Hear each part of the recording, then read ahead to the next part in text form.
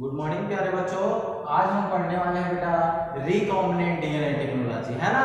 Recombinant DNA technology के बारे में पढ़ेंगे। ये हमारे बहुत इंपॉर्टेंट क्वेश्चन है और इसको बहुत ज्यादा हर साल पूछे जाने वाले क्वेश्चन है, इसलिए आपको अच्छे से पढ़ना है, ठीक है। तो देखते हैं कि रिकॉम्बिनेंट डीएनए टेक्नोलॉजी होता क्या चीज है। अगर रिकॉम्बिनेंट डीएनए टेक्नोलॉजी की बात करें तो इसको हिंदी में बेटा पुनर्योगज डीएनए तकनीक के नाम से जानते हैं। किस नाम से जानते हैं? पुनर्योगज डीएनए तकनीक के नाम से जानते हैं। अब बात होती है कि है क्या चीज। अगर रिकॉम्बिनेंट डीएनए टेक्नोलॉजी की बात किया जाए तो ये भी जेनेटिक इंजीनियरिंग की एक शाखा होती है, या इसको कहां से लिया गया है तो इसको जेनेटिक इंजीनियरिंग से लिया गया है, या बोल सकते हैं जेनेटिक इंजीनियरिंग की भांति ही ये भी काम करते हैं। कौन? Recombinant DNA technology. अगर रिकॉम्बिनेंट डीएनए टेक्नोलॉजी की बात करें तो इसके परिभाषा क्या होती है, इसके डिफिनेशन क्या होती है? तो इसमें यह होता है किसी वांछित जीवों के डीएनए को, किसी वांछित जीवों के डीएनए को निकालकर किसी दूसरे जीवों के जीनोम में अगर ट्रांसफर किया जाता है तो दो प्रकार के डीएनए के मिलने के बाद जो तीसरे प्रकार के डीएनए प्राप्त होते हैं उसी को हम रिकॉम्बिनेंट डीएनए टेक्नोलॉजी कहते हैं। जैसे हम देख सकते हैं, सपोज ये मान लीजिए अब ये क्या है, पहले जीवों की मतलब वांछित जीव है वो जीव होते हैं जिसका हमको डीएनए को निकालना होता है। जैसे अगर प्लांट की बात करते हैं प्यारे बच्चों, अगर बेटा हमको कुछ अच्छे वैरायटी के प्लांट तैयार करने, मतलब जिसका उत्पादन क्षमता अधिक हो, है ना, तो हम क्या चाहेंगे, इसके जो वांछित डीएनए वाले प्लांट रहेंगे उसके डीएनए को, किसके डीएनए को? वांछित प्लांट के डीएनए को, मतलब जो अच्छे उत्पादन करने वाले पौधे होते हैं उसके डीएनए को क्या करना है? निकालना है। और उसके बाद दूसरे जीवों के जीनोम में, मतलब ये हमारा क्या हुआ? फर्स्ट हुआ।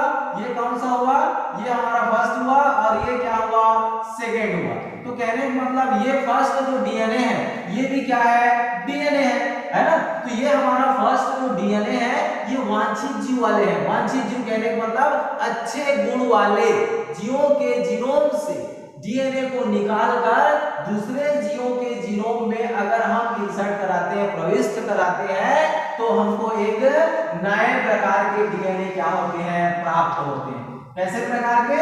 नए प्रकार के जो डीएनए प्राप्त हो रहे हैं, क्योंकि इसमें वांछित जीवों के डीएनए भी मिल रहे हैं और जिसमें हम डाल रहे हैं डीएनए को वो भी, तो दोनों डीएनए आपस में क्रिया करके एक नए प्रकार के डीएनए का जो हम डीएनए तैयार करते हैं उसी को बोला जाता है रिकॉम्बिनेंट क्या बोलेंगे? Recombinant DNA. क्या कहेंगे इसको? Recombinant DNA. और इस पूरी प्रक्रिया को, मतलब अगर रिकॉम्बिनेंट अगर हम तैयार कर रहे हैं, उसको तैयार करने के लिए बहुत सारे तकनीकों की जरूरत पड़ती है, उपकरणों की जरूरत पड़ती है। यही पूरा हमारा रिकॉम्बिनेंट डीएनए को तैयार करना, पूरी चीज को हमको प्राप्त करना, तो हम एक तकनीक के माध्यम से प्राप्त करते हैं। इसी को बोला जाता है recombinant DNA technology.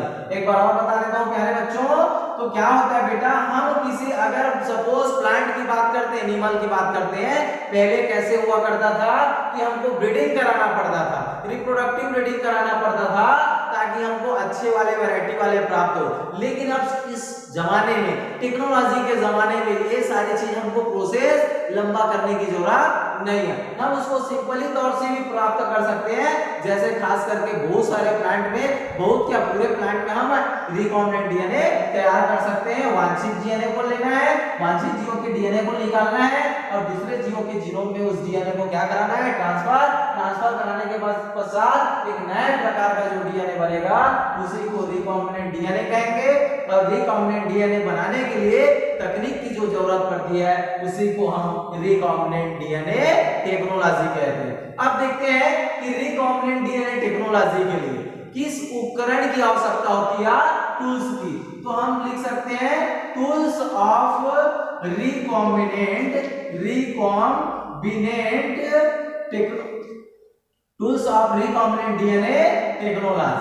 DNA technology. तो अगर हम इसकी बात करते हैं बेटा कि रिकॉम्बिनेंट डीएनए तैयार करने के लिए किन किन टूल्स या रिक्वायरमेंट, उपकरण की जरूरत पड़ती है, हमको कभी कभी भी अगर आप रिकॉम्बिनेंट डीएनए टेक्नोलॉजी बनाएंगे, रिकॉम्बिनेंट डीएनए बनाएंगे तो 3 उपकरणों की जरूरत पड़ती है, 3 टूल्स की आवश्यकता होती है। पहला होता है फॉरेन डीएनए, फॉरेन क्या हो जाएंगे, फॉरेन डीएनए या फॉरेन जीन भी बोल सकते हैं। और दूसरा हो जाएंगे हमारे क्या, एंजाइम्स, दूसरा क्या हो जाएंगे, एंजाइम्स। और तीसरा हो जाएंगे बेटा हमारे वेक्टर डीएनए, वेक्टर डीएनए। तो ये जब भी हम क्या करेंगे, अगर रिकॉम्बिनेंट डीएनए अगर तैयार करेंगे, हमको 3 चीजों की आवश्यकता होती है। एक तो फॉरेन डीएनए होता है, फॉरेन डीएनए, और दूसरा क्या होता है, एंजाइम्स, और तीसरा क्या होता है, वेक्टर डीएनए, ये या वेक्टर मॉलिक्यूल। जब तक ये तीनों चीज हमको प्राप्त नहीं होंगे, पहले हम इसकी सुविधा नहीं कर पाएंगे, तब तक हम रिकॉम्बिनेंट डीएनए नहीं तैयार कर पाएंगे।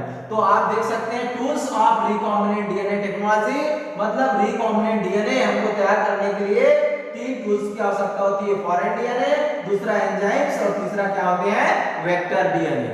तो आगे का क्लास हम फिर से करेंगे, जो आपको पढ़ाएंगे फॉरेन डीएनए के बारे में। Okay, thank you.